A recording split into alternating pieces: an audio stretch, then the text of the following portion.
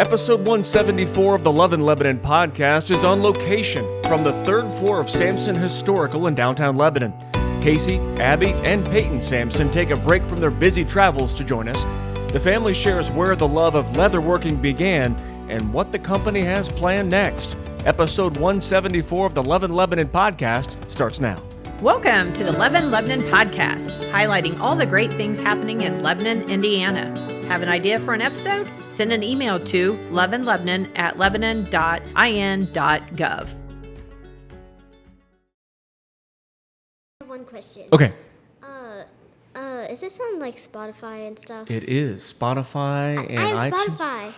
Then you can listen to yourself.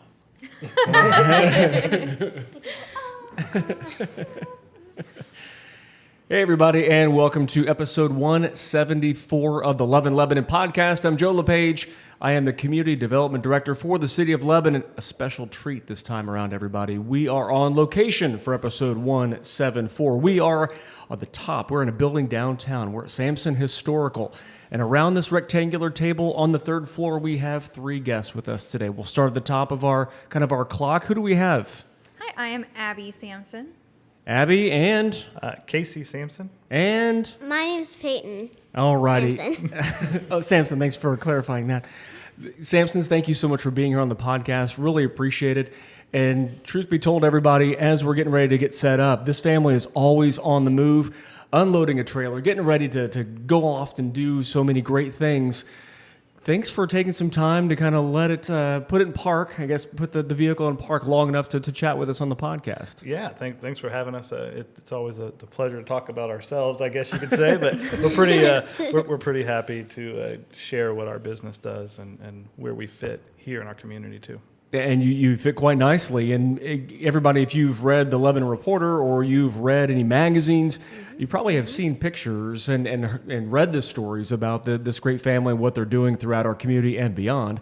And so this is a chance to kind of hear from the family themselves about how this is going on. But you may see a third generation and all these things.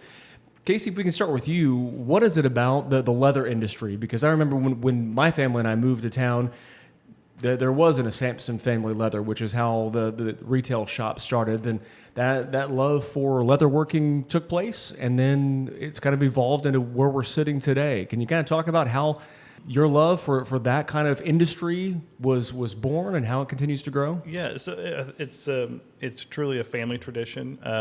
One of the taglines in our company is a family tradition since 1982.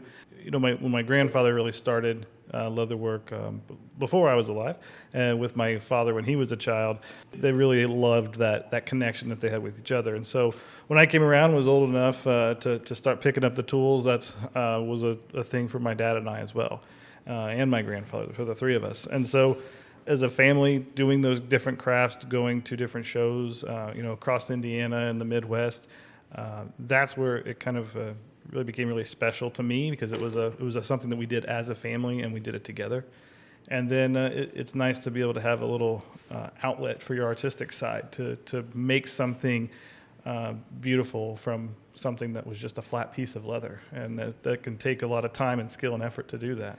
And lucky for you, you met a special someone who had a love for that industry as well, or was willing to develop a love for that industry. Abbie, was that something that helped attract you?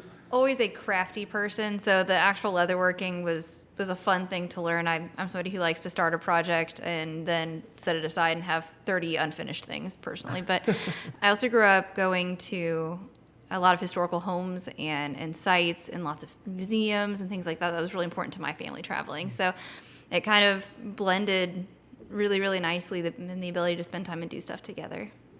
And so you guys had the retail shop downtown, and it was the black box, and then you guys set up the retail shop here, and then had the opportunity to purchase it.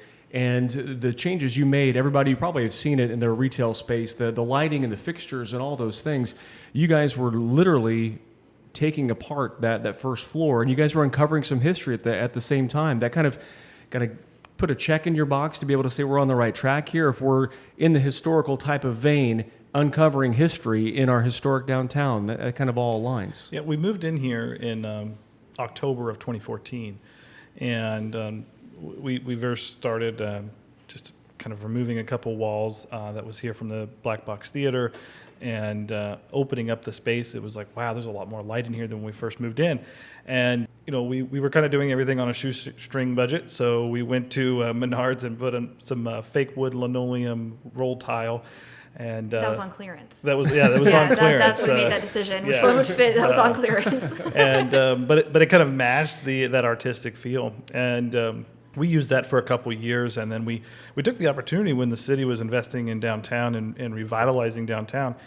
We realized pretty quickly that our storefront was going to have limited access, and then for some few weeks, it was completely closed. And so we said, rather than that negatively affect our business, we embraced the orange, so to speak, as the tagline, and we dove into remodeling our storefront. We didn't own the building at the time, but we got permission from the landlord and said, hey, this is what we want to do. And he's like, go for it. You guys are enthusiastic, go for it. And so one of the first things we did, and I somewhat regret it now, is I took a circular saw and I cut a square right behind where our counter is now. And you can still see where I put that too deep. And so I cut into the hardwood floor. But we found we were just thinking we were going to repair some floor. And we, in turn, uncovered the original hardwood floor. And so that was here when it was Scott's Five and Dime, and was likely here even further than that. We know that they did some repairs. We were able to, what was it? I think it was Ritz crackers and Yeah, there were Ritz crackers wrappers, some cigarette packs, things like that, all next to a boot print and some concrete underneath kind of the ledge behind our window. And I think dated that to 1952 or something like Yes. that. So it's pretty interesting. Yeah. So kind of fast forward, we going through all the remodeling process. It's really important for us on the inside. We've been doing tons of work on the inside of these buildings. There's only one tiny little corner room in our building that still has drop ceiling. Everything else is back to the original ceiling. We've repaired a lot of the ceiling, painted and upkept that. We've removed a lot of the interior walls that were just false walls that separated and chopped up this building into about 17 different rooms. And so it's going back to its true origin, which is sometime between the late 1880s and early 1900. We're not exactly sure because the records are lost and burned up, but that's our best estimate. And when was it? And you guys had always done, along with the retail, you guys had still gone to these, the reenactments that are throughout the country and really gotten into that. Was that part of the leather working industry, or was that just something that you guys were big history buffs and just loved to be a part of it and realize that history and be able to be around the reenactments and all the things that come with it? So when my grandfather and father started the leather crafting, it was just as a hobby, and then they wanted to turn that into a business. And one of the first things that they did as a business to sell what they were making was at the Feast of the Hunter's Moon up in Lafayette, and that was back in 1982. Fort Riotnon up there? Fort Riotnon, yeah. yes. And so right on the banks of the Wabash, it's a beautiful park and a lot of history there. From there, that's where we have, I think, as a family, that's what really started that catalyst for that history. And so as we traveled, even throughout when we had the company, that's what we started with, was just our leather mugs. That's what we've always made as a family. That's our kind of our flagship item is a leather mug. And as we were selling those leather mugs, we realized pretty quickly that we wanted to do this more full time. Both of us had other jobs, and we were trying to juggle between having a storefront, doing the leather work, going to events, and having two different full-time jobs. And we quickly realized that we needed to find a path. We needed to find a lane. And this is what we were both really passionate in. And so we decided to jump forward and start from there. And it was Samson Family Leather this was generation number 3, and you guys decided to pivot to where we're sitting now, and that's Samson Historical. Abbie, kind of what went into that for you, kind of having kind of a creative side as well, having a marketing and having some design in your background. What was it like to be able to kind of shift that brand a little bit, keeping the Samson name, but then kind of tweaking what is done with it? So it fit really well for me. Because my type of writing that I really enjoy is all research writing. So what we do all the time now, every single day, is research historical goods. But that shift from leather over to historical was pretty neat because we started researching what we knew. so much information had come up about the leather goods that we were able to just really dig into those. And okay, but what else? What goes with that? Let's find something. And then we went on this treasure hunt to find and build this business, which was so neat. And it's funny because I did have a design background, and then when we brought our historical magazine up, I did no designing. Casey did all the designing, all the layout, and I simply got to play with the words. And it's a kind of a really cool way that we get to complement each other in how we build all of this. And then you bring in a young lady who's done such a great job of chilling out here as I've been talking to Mom and Dad. Payton, let's bring you into the conversation here. What do you think about all this? Going all these fun places, dressing up in awesome costumes. When people look at the graphics for this, you're asking before we hit record if it was going to be on Spotify, they'll see a graphic that has you guys' picture on it, and you guys are dressed up and doing all those things, absolutely. And so what do you think about this whole thing, going all over and being able to dress up the way you guys do? I just love it. It's just so much fun, and I love dressing up into 18th century clothing. I pretty much know almost all the names of everything, and yeah, I just love like dressing up and being with my family. And it's really kind of been the three amigos here for you guys, right? What's it been like to have Payton along? I wish this was a video podcast, everybody, because Payton is hysterical, and she's sitting right across the table from me. It's hard to keep a straight face. Hard to do my job here, Payton. All right, no, just kidding. What's it like to have someone wired the way that Payton is? Where it seems like you guys are three peas in a pod doing this thing and on this adventure. So there is a reason that we only have one Payton, that's for sure.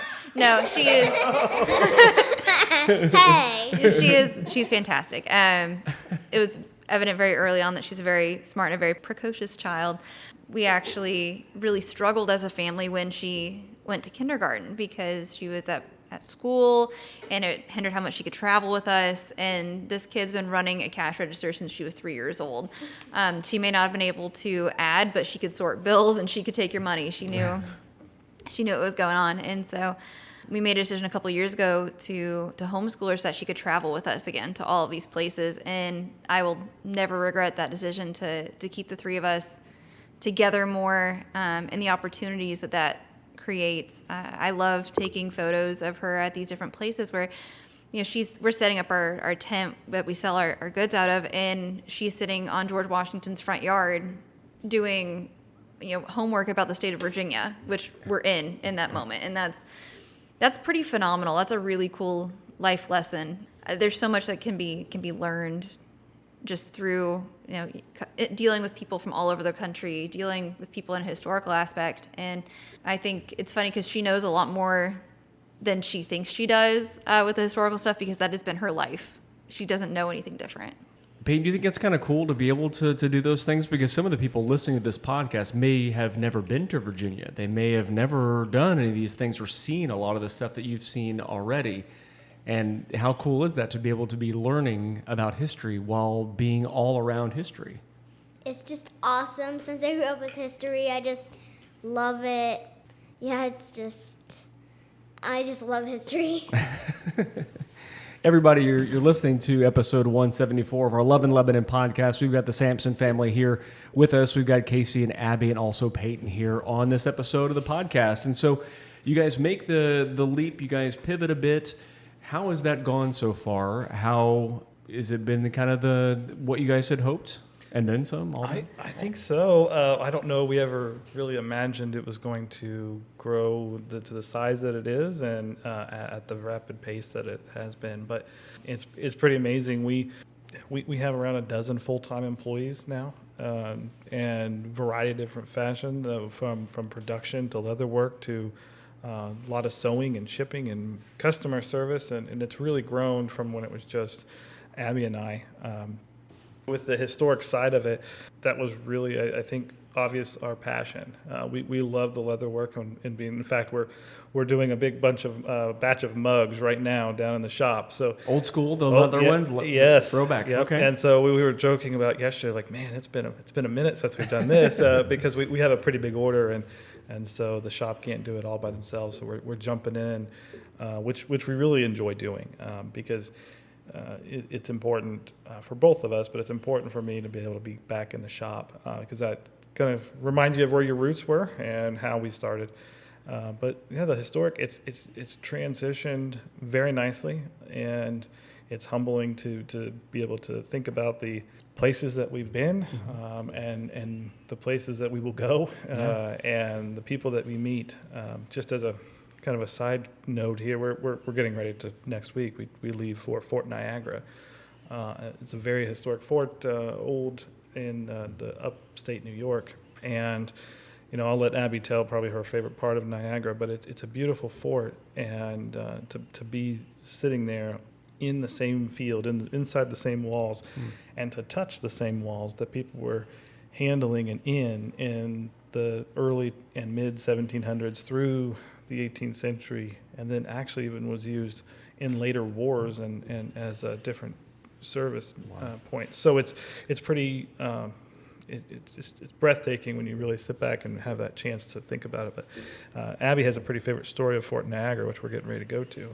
Oh, really? Yeah. So this is where I'm going to lose people because I'm going to sound real nerdy here for a second. But Nerd alert. All right. Yeah, it's bad. Put Austin Powers in there. That's right. Nerd alert, nerd alert. Thank you. So, in one of the really early winters that fort went through, it was cut off from all supply chains. There were troops that were still there, but nobody could get to them. And if you've ever been to upstate New York, in that Niagara region, you're real close to Canada, and you get some really harsh winters. They're not easy. The waters freeze. It's tough. And inside what they call a castle, the actual stone fort structure itself, there's a chapel that was built into it. And if you walk into the chapel, on the right-hand side, in the wall in the stones is carved a font. And so you touch it, you bless, do the blessing and all that, and it's really, really smooth. The reason it's so smooth is because here's the kind of terrible, but the part I think we have to remember is that there were a lot of men who starved to death and froze to death during that first winter. And if you can't appreciate the fact that what happens when somebody's desperate, you're praying, and you're hoping for your salvation, and for some it came, for a lot of people it didn't. And so there's a weight and a feeling when you go in there, especially knowing the history of remembering those souls that were fighting for what they believed in, regardless of what side it was, and that what the weight of that place meant.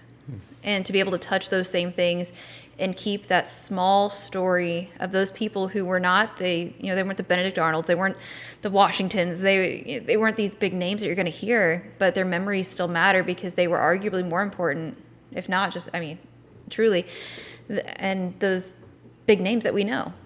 Yeah. And so I think that's one of my favorite places to go, because you can feel that veil of history is very thin, the veil of time. I withdraw my nerd alerts, my Austin Powers I will not be putting in. That was not nerdy. That's not nerdy. That's absolutely touching. And that's a great remembering factor of being able to go to upstate New York is that's when you're up against it, that's terribly insightful. When we get to go to Mount Vernon, we go there twice a year. And we get to go in May, and then the weekend before our event, and here in Lebanon, which is September 20th, 21st, 22nd.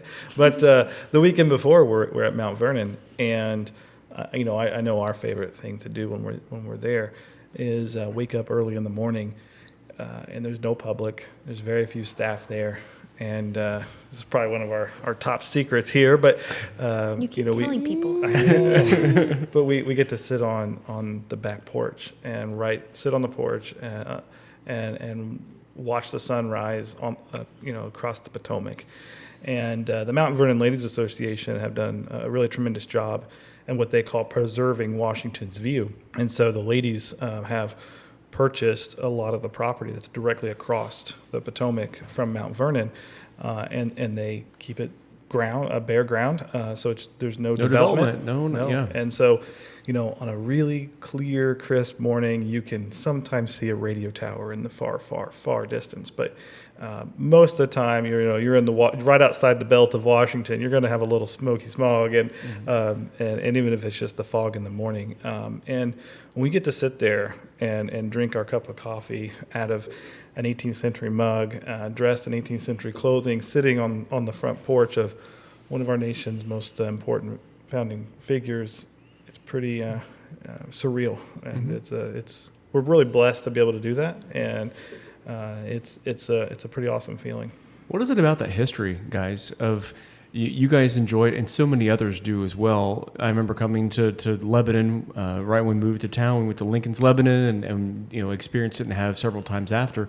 You guys have your own event, as you're talking about it, in September, and it's just there is a tremendous kind of pull towards that history. Why is that? Because it doesn't seem like it's slowing down anytime soon. It's if not, it's picking up steam, and you guys are proof in the pudding as we're sitting here on floor 3 here in your building downtown. I think one of the most basic reasons is, if you don't remember history, you're bound to repeat it. Yeah. And there are a lot of things that happened in the founding of our country that are incredibly important to remember, because it is the same ideals and same principles that we live by today. Even as simple, an apolitical statement here, the simplicity of our Bill of Rights, how simple we say those now, but how important they were to add to the Constitution. And that I think is an important fact, is that they weren't originally there. They added those. They said, we need to change this. And so I think it's important to remember that even our founding fathers realized we can change, and we can change with the times. We can always add. But those were the ideals. Those are what we founded our country on. And so we have to remember those parts. But then with that, we also feel like it's important that you have access to the material culture. And that's our, probably our bread and butter, I guess you could say, for the business, is because that's what we provide. We provide reenactors and living historians and museums and even movie productions the correct equipment, clothing, accoutrements, stuff to display for their own use and for productions. And so in order to tell the whole story, you have to have all the pieces. And we get to play a part in that in providing those pieces. And so you guys have provided set dressings for movies, for different things, or through the periphery? You don't have to go into detail. I can see kind of if there's a non-disclosure, that's fine. But it has happened. It seems like there's an authenticity that you guys provide, where it's not just, it was a red shirt. No, you guys go into specific detail where it needs to be. The error needs to be correct. You got to get your stuff right if you're going to be Correct. using it. Yeah. We've done work for Netflix, for Disney, for Warner Brothers, Universal, and so we work Marvel. a lot. Marvel too. We are constantly expanding in what we do and how we work, and I think it's appreciated in that industry too that we take great care. There's a really big production that I truly can't say, but it's dated around the 250th anniversary, which is in July of 26, so just a mere 2 years away. And they're starting that filming this fall. And we've been working with them for a number of months now. And it's very rewarding to know that they're caring so much about the details. There's certain movies that are historic in title alone. And you look at it and you're like, eh. Yeah. So when we talk about maybe a movie like The Patriot, that was really influential for me in the interest. And looking into it now as an experienced historian and kind of an expert, if you will, in our own field, we can recognize that there are probably some historical inaccuracies. But what's important is that it got that interest. And so our industry, our hobby, has had a couple booms in interest. And one of those was the bicentennial in 1976, and those lasted for a few years. And then you had another boom with the Last of the Mohicans, and then The Patriot. And those films, those interests, really kind of spurred that additional interest in our hobby. And I think we're on the cusp of that happening here for the 250th. Okay. Which I think a note to be made here, because we spend every day talking about this era of history, until one specific moment where it hit us that the 250th is not 1 year. Oh, yeah, that was kind of embarrassing, actually. It was. Because we were like, oh, man, that 250th, that's going to be a fun year. We're going to be real busy. And then it was like, I don't know, weeks later we've been talking about it. And then it just hit us both. We were like, wait a minute, that's not one event. That's, 8 years that's long. like 8 years long worth of events. So, but it was funny. We went, man, we're going to be really busy for that year. Now we're going to be really busy for the next 8 years. Yeah, yeah. And so you guys are building up, you're leading up to that, you're on that trajectory to be able to really ready to attack that mark in our nation's history. Certainly. We've been working hard. I'm going to roll back a couple of years, probably about 4 years. And we'll talk a little bit about COVID and how that really changed our business. So in I think it was 2018 is when we rebranded and we added the Samson Historical line, and we were really kicking it pretty hard. And we added new women's shoes, and we added kids' shoes. One of the first companies in the industry to do that. And we did this in like November, December of 21.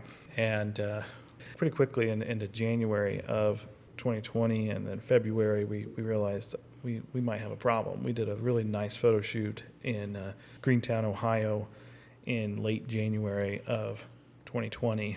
And there was these rumblings about this virus that we really didn't know about. And because nobody knew what it was going to be like. We went ahead and we took this giant leap of faith that we were going to print this really large catalog. It was our first big scale photo shoot, and we did a full scale print catalog and spent a good portion of our money on this catalog and all this new product.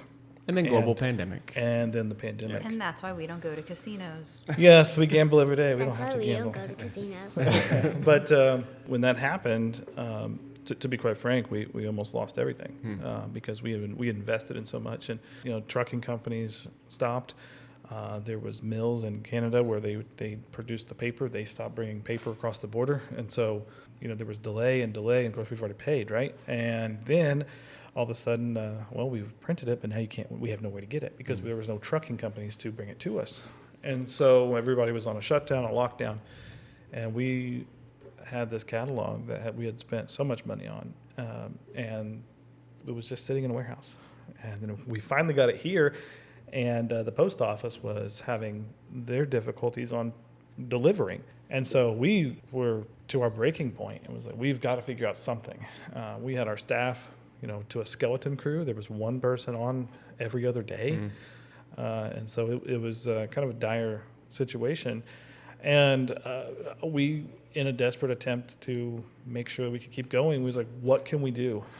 Abbie started writing, and she started writing blogs, and we used that survivalist mode and started literally writing survivalist blogs attached to our website, and said, hey, if you want to start fires, we have the equipment. You need to procure fuel. You need to do your home cooking. We have the equipment. And we started posting that online. And then I started doing this research on what SEO is, search engine optimization. And we really said, we need to focus on our website. That's where we have to go. And so we put basically all of our energy into that. And it started picking up. Business started picking up, and that's what got us out of that slump. And then we've continued to, I guess you could say, ride that train through today. The internet and technology is a massive part of our business. That's how we communicate with our customers. That's how we deliver our goods. And so silver lining and the light of the end of the tunnel was the internet, and that's what really changed our business to what it was to what it is. Yeah, and certainly you wouldn't want to have a repeat performance of a global pandemic or anything like that, and of course the seriousness of it. But if you could look at a silver lining or maybe one of the positives, it kind of helped kind of springboard where you're sitting today. It led to that pivot, that increase in what we're seeing and how things have benefited you going forward, well beyond at the breaking point to where you're at now, where it's expanding, it's moving. You guys are really doing it. And there's I think a pretty common joke at this point that, at least I feel like with my classmates, and especially my female classmates, we're like, they were in our grandma era already. And I think COVID really brought that around, where people were forced to do so many things at home, and you're learning how to you're doing cooking from scratch and making those substitutions and things like that were really starting to be a lost art. People had time to do hobbies and to learn how to do things with their hands and appreciate we can trade and we can make things. And I think that that was a small resurgence in those cottage crafts and cottage industries that did help us. And I think that interest still continues. And really, that was kind of your sweet spot, was going back down to basics, back to the grandma era, and being able to do some of those things. Turns out the impending end of the world, you need primitive stuff for, oddly enough. So, and while the 18th century was far from primitive, when you get down to no electricity and running water, then that's our sweet spot. You got to be able to do it, right? You still got to be able to. I think that's when you said the 18th century was far from primitive. I think that's a big part of our mission too. I think our age, we think of Little House on the Prairie, or you might think of a Daniel Boone, and Davy Crockett and Old Westerns. Yeah, and we hear it too all the time, even from our own customers and own reenactors, that someone was on the frontier, they didn't have those things, and that's just not true. I want to light the frontier on fire. So we find that if we can really teach history by showing, producing, and explaining the material culture, that we can do our own part in keeping that history alive and explaining why we have certain things today, even as simple as the cotton that we wear. Why, and it goes a little bit outside of our era, but what led to the invention of the cotton gin, and why we had to produce cotton, and it was all about trade, and it was about the industry and the textile industries, and it stems back, its roots are during and before the 18th century. Everybody, we've been talking with the Samson family here on episode 174, the Love in Lebanon podcast. We've got Miss Payton, we've got Abbie, we've got Casey Samson here. Get you out of the door, as I say, I'll get myself out of the door since we're on location for this episode. You talked about how the business has evolved and things.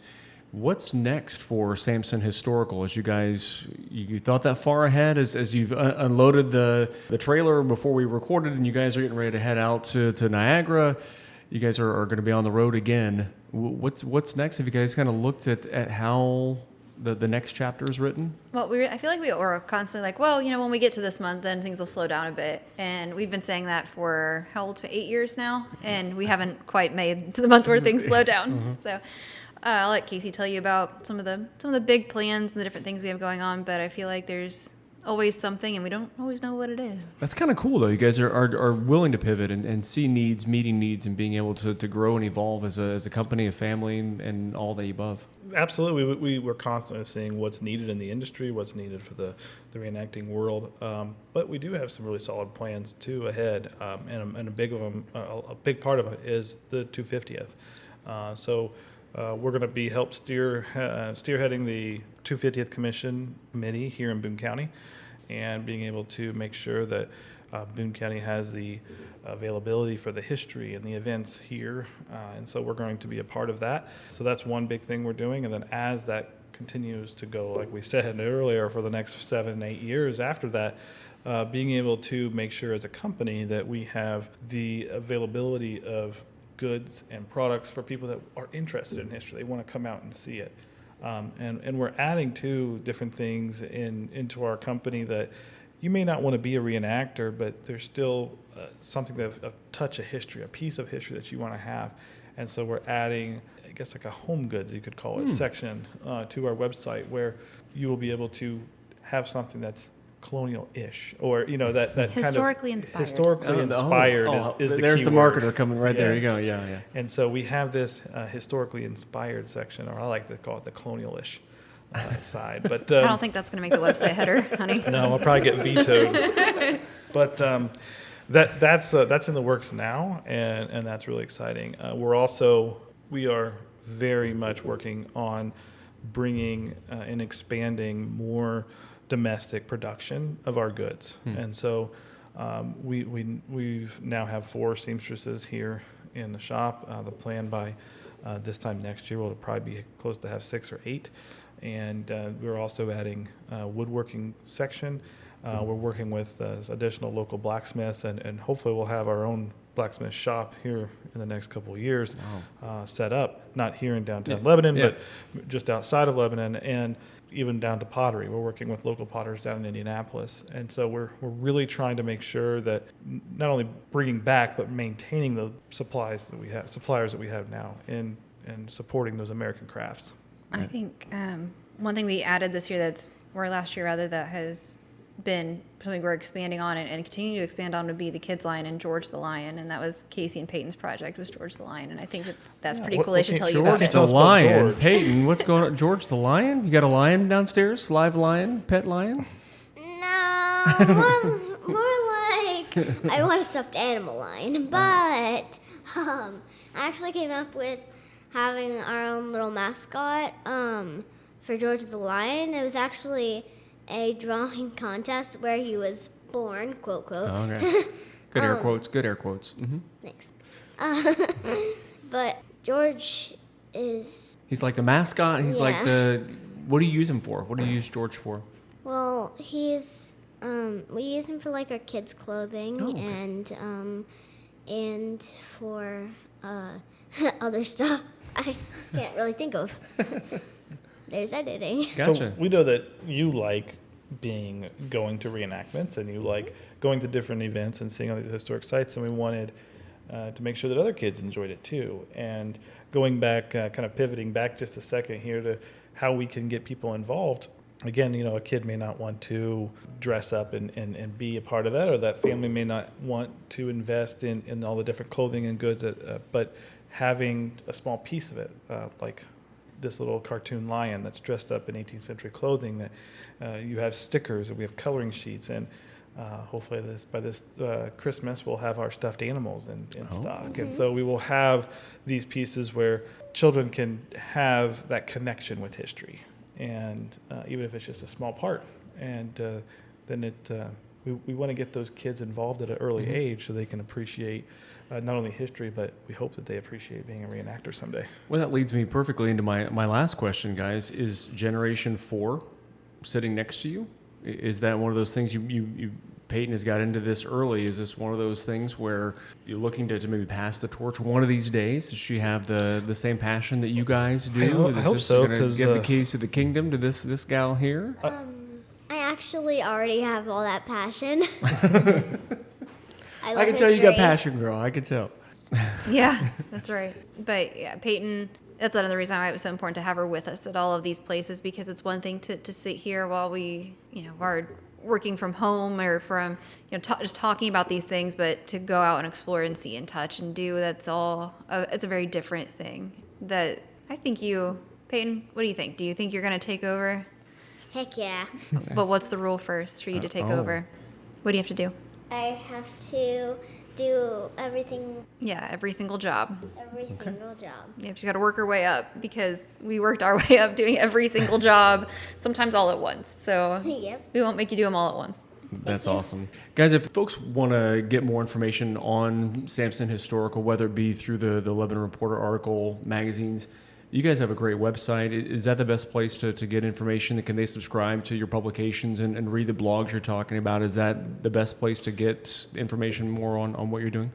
Absolutely. Yeah, we have the website. We also have a newsletter that comes out once a month. If you want to see the strange little bits of history and bite-sized pieces that we come up with and we find, there's a really cool back issue with the whole thing on John Adams and July 2nd. Just throwing that out there for the last one. But those are all online. This is my article. All kinds of articles. Yeah, on our website, we have the blogs, and we have, which go back quite a few years. We have, like Abbie was mentioning, the newsletter. We also have a print catalog that you can come into the store and see, or you can purchase online. And that catalog is 162 pages of high quality photographs, which are done locally here through Jonathan Wayne Photography. Jonathan Wayne, yeah. And he's a tremendous help to our company and a good friend. Yes, he is. But we also then have the storefront, and we're open Monday through Friday from 10 to 5. And we're hoping this winter again we usually open up on Saturdays in the fall and in the winter. For two reasons. One, that's when we're here on weekends, and then two, that's we have a lot of really unique gifts that you may, like I said, you may not be a reenactor, but we have a lot of different really unique items that you can find sometimes only here. Shut the Box continues to be, we got it here, and it still is a family favorite. So that's one of the games that we get physical, playing it against each other. It is fun, especially at Christmas time, the fourth player, and sit around a table and play that game. It's a good game. Yes, it is. I love it. Yeah, we have a new one that we actually just reproduced, which is pretty cool, called the Game of Goose, and it was a tavern game. And did you ever watch the Pirates of the Caribbean where they're like, we have the 7 pieces of 8, and it sounded better than 7 pieces of whatever we had in our pockets.